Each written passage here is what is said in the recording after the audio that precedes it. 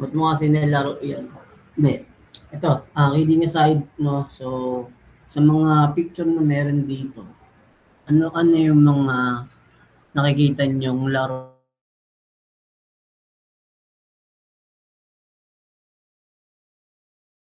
Sasagot tayo ng comment section lang. Comment section. Or in-call messages. So, dito lang tayo pwede sagot. Yes. Patintero. Pa. Arnis.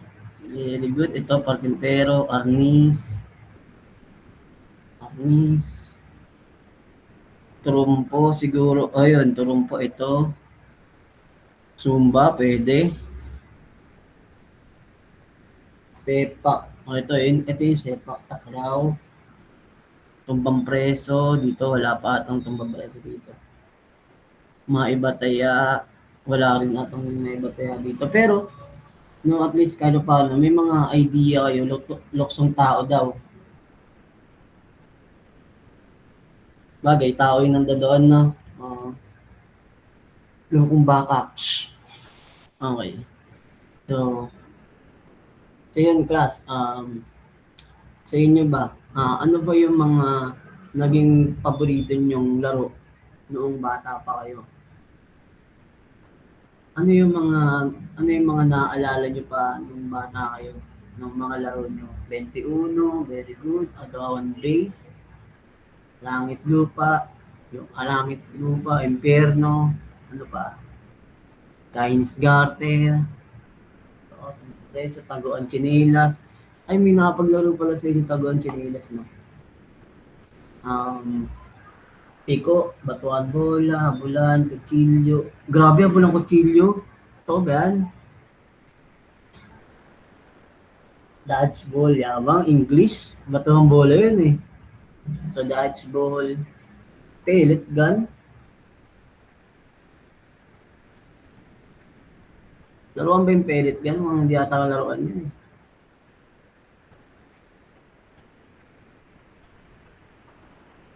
Okay. Pogs, Tex, Jolin. Ayan yung mga ano talaga. Ayan yung mga laro talaga dati. Tex, laseran sa mata, ang bulag. So yun, Gagamba, Yoyo, Beyblade, Crash Gear. Ayun yung mga laro dati na meron. Okay, so para sa akin, no, ramdam ko na meron kayong magandang childhood nung bata kayo. Asaran ng nanay, mamang bublo, na mga ganon. Pero hindi naman yun, hindi naman yun laro. Asaran yun eh. Ano pa nang, so, grabe yung mga meron ang ICT-8 eh. So, yun nga, no? So, sa dami niyong na laro, siyempre hindi pwedeng hindi tayo magkakaroon ng sugat dyan. So, yung mga sugat sa tuhod, sugat sa siko, babagok yung ulo. Yun dito may sugat sa tuhod noon. Meron ba? Sugat sa puso. Okay, so first basis sir, magbenta ng pogs, tapos kalabanin yung pinagbentahan para ubusin ulit, tapos paldo na. Gawain ko din ngayon noon yan ah. Yung pogs mo, nasa plastic, tapos bibenta mo siya, piso 10. Minsan, 20 isang dangkal. Hindi ganun eh. No? So yun, sobrang saya nung pagkabata natin. Pero ngayon, tumatanda tayo, nagkakaroon tayo ng responsibilidad, nagkakaroon tayo ng mga magiging seryoso tayo sa buhay. May mga achievements naman tayo. Okay? So, yun, siguro ang sagutin na lang natin dito ay yung number 4.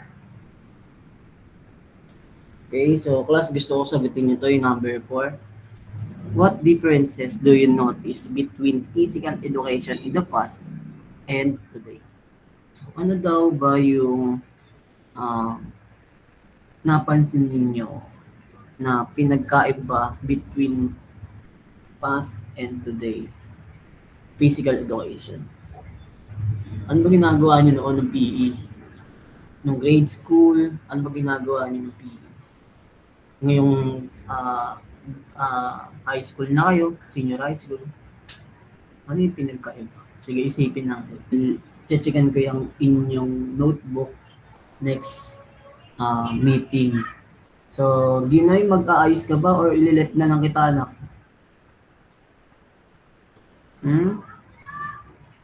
Yun na to ha, dahil we are serious tayo ngayon dito dahil naglilipansin. Okay, so yun, paalala lang, mag-take the notes sa ating lesson. So, huwag kayo mag-iala, sobrang konti lang naman ang ating lesson dahil natagal na tulong grade 11 nyo. So yun, History of Physical Education, Lesson 1. So, proceed tayo. We have definition and word origin. Okay, so physical education, ayun nga, related to sa ating physical body, physical movement, okay? Physical health, hindi lang siya more on sports. Yung physical natin. More on mental health or physical health, emotional health. Meron pa tayong social health diyan. Okay, so ito ang definition niya, instruction in the development and care of the body, ranging from simple calisthenics exercises to a course of study providing training in hygiene, gymnastics, and performance and management of athletic games. So, ayan yung definition natin sa physical education. So, kung hindi nyo kayang i-take note, pwede naman kayo mag-screenshot tapos after ng klase, saka nyo isulat. Okay, so next natin, so we have word origin, combines the Latin word physica, relating to the body or nature, and education, training, praying, or bringing up.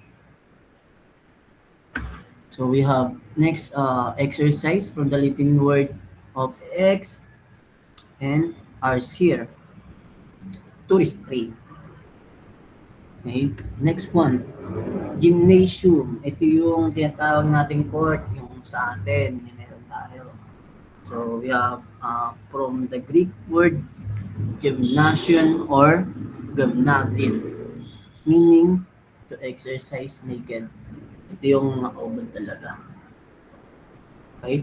So, kasi nung sinaunang panahon, yun naman na wala pang gaano-ano yung damit natin. So, kapag sinabing exercise to exercise naked, sagot natin dapat gymnasium. Next, meron tayong kinesiology. From the Greek words kinesis, meaning movement. Okay, so maikli lang, no? Sobrang dali lang ng lesson natin. So we have flexibility from the Latin word flexus or to bend. Okay, so to bend. Geology, the Greek words of usio or sabihin natin nature, and yung ology ay for a branch of learning. Nasusundan ba, class? Yeah. Tuloy-tuloy tayo. So, we have 5 people behind the history of physical education. So, dito, class, may kilala natin yung mga humubog sa physical education at kung bakit ba nagkaroon ng physical education sa ating mundo. Okay. Unang-una, syempre, the beginning of physical education. So, si Mr. Johann Bernhard Basido. So, basahin nga natin yung pangalan niya. Johann Bernhard Basido. Sige, ulitin natin. 1, 2, 3, go.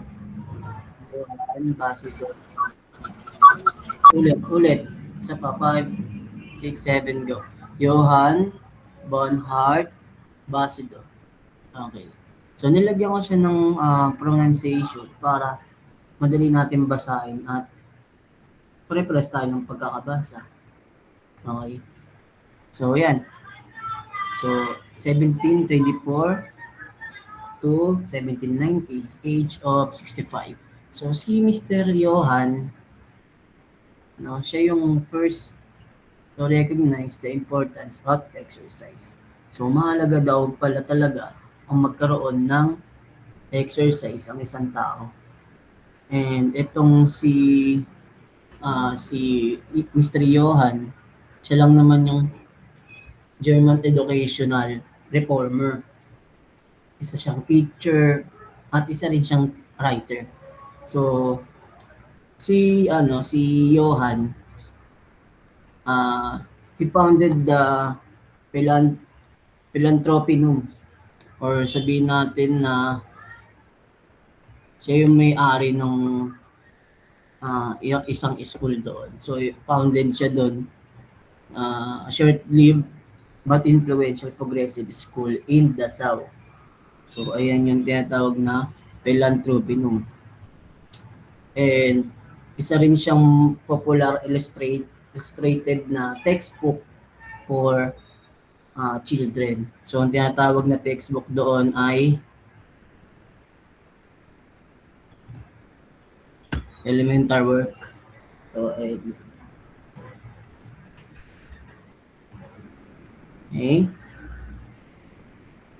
So, yun lang naman si Mr. Johann. So, siya lang yung first recognize the importance of exercise. So, huwag natin kalimutan. So, siya yung nagpasimula ng physical education. Next natin, no? We have Frederick Ludwig Jan. Jan. Okay? So, hindi siya John. Jan. Okay? Basahin nga natin. Frederick Ludwig Jan. Isa pa. Sabay-sabay. 1, 2, 3, go. Frederick Ludwig Jan. Hindi ko nakikita hindi ko nakikita ibang babasa. Isa pa. 1, 2, 3, go. Frederick Ludwig Jan. Jan. Hindi John. Jan. As in Y. Hindi J, hindi J. Yan. So, si Mr. Yan, siya yung our father of physical education and father of gymnastics. Okay? So, nababasa nyo lang. Okay? So, father of modern physical education and father of gymnastics. So, si Mr. Yan, isa siyang German educator. Okay? At isa rin siyang pioneer ng gymnastic. Yung mga fundamental equipments katulad ng mga parallel bars, rings, balance beam, si Mr. Yan ang naka-invento ng ganun. Kahit yung mga high bar, yung mga anong tawag dito, yung bolt horse. Okay, so yung mga ginagamit nila, anong pangalan nito? Nila Carlos Yulo. Okay? So, si Mr. Yan ang may invento ng mga ganong equipment or fundamental equipment ng mga gymnastics. So, si Mr. Yan ay tinatawag din na same din sa Kristen. Okay, so tinatawag si Mr. Yan ng turnbutter Yan. Sabihin natin ulit, turnbutter Yan. Butter, hindi batter butter. Parang father. Turnbutter Yan. Okay? So, ano ibig sabihin nun? Ibig sabihin, father of gymnastic Yan. Medyo maarte, no? Pero ganun talaga siya banggitin. Yan. Okay? Father of gymnastics yan. So, yun nga. Siya nga yung naka-invento ng mga fundamental equipments na meron tayo. Okay, kapag tinanong, so sino ba ang gumawa, sino ba naka-imbento ng mga fundamental equipment? So, ang sagot natin si Mr. Frederick Ludwig Gad. So, very good. Next natin. So, gusto niyo ba makita kung ano ba yung mga yung mga equipment na ginawa niya? Sige. Para mas clear sa atin, no? Nandiyan pronunciation, dali lang banggitin. Charles natin, Charles B. Diocletian Louis. Okay, sabihin natin. So, last one, no? Last one, hindi familiar sa atin. No,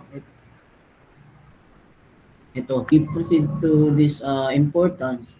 No? So, question sa inyo, itong tatlo. Lesson. So, ngayon, ako naman ang may ano sa inyo. So, baka may question kayo. Sagutin na lang sir. So, Q&A tayo ngayon. Do you have any question, class? Paper para sa inyong written works. So, ito yung written works ninyo.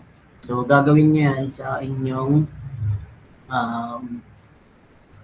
sa classroom. Gagawin niyo sa classroom. So, sino lang yung mga pwedeng pumasok? Kung sino yung mga pumasok ngayon, sila lang ang pwedeng gumawa ng activity sa Friday. Maliwanag po ba?